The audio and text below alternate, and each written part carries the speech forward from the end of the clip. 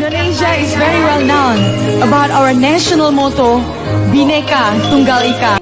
Assalamualaikum warahmatullahi wabarakatuh. Saya Windy Fristiani Dharma Yuda akan mempresentasikan tugas tutorial 1 saya, yaitu pelajaran dari sejarah Pancasila bagi generasi muda. Fokus yang saya ambil adalah proses lahirnya Pancasila.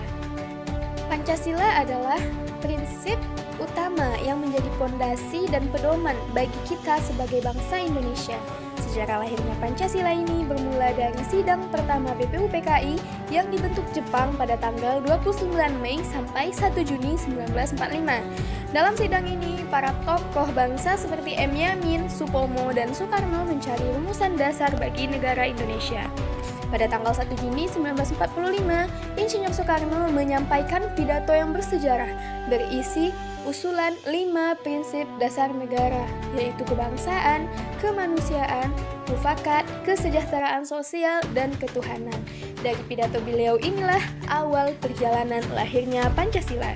Setelah usulan-usulan diajukan, pada tanggal 22 Juni 1945, dibentuklah panitia kecil bernama Panitia 9.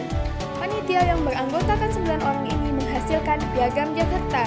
Piagam Jakarta ini menjadi dokumen rumusan awal Pancasila dan dasar bagi pembukaan Undang-Undang Dasar 1945. Selanjutnya, pada tanggal 9 Agustus 1945, dibentuklah PPKI. Tetapi setelah pembentukannya ini, PPKI tidak dapat langsung menjalankan tugasnya karena beberapa kendala. Rapat PPKI yang awalnya dijadwalkan 16 Agustus 1945 batal karena peristiwa Nasdem, yaitu sebuah upaya pengamanan Soekarno-Hatta oleh para pemuda agar tidak terhasut oleh ekonomi Jepang. Setelah kesepakatan dengan para pemuda, Soekarno-Hatta diperbolehkan kembali ke Jakarta, dan keesokan harinya di tanggal 17 Agustus 1945 kemerdekaan Indonesia diproklamasikan, tepatnya di Jalan Pengesahan Timur, Jakarta. Setelah Indonesia merdeka pada tanggal 18 Agustus 1945, Pancasila disahkan secara resmi dan sah menjadi dasar negara Republik Indonesia bersamaan dengan pengesahan UUD 1945. Dari sejarah lahirnya Pancasila ini, banyak sekali pelajaran yang bisa dipetik, terutama bagi kita generasi muda.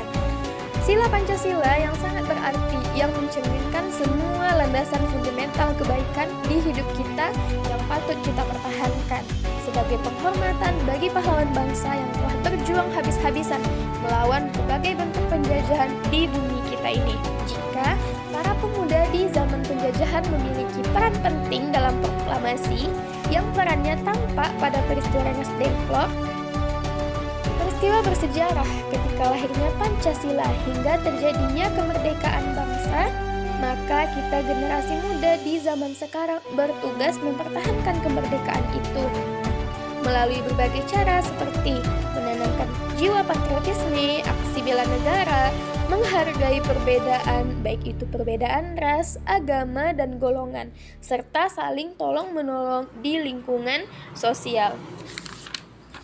Video presentasi ini saya buat untuk memenuhi tugas tutorial 1 Pancasila.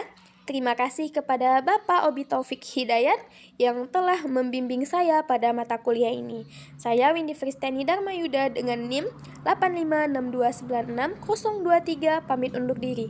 Terima kasih. Assalamualaikum warahmatullahi wabarakatuh.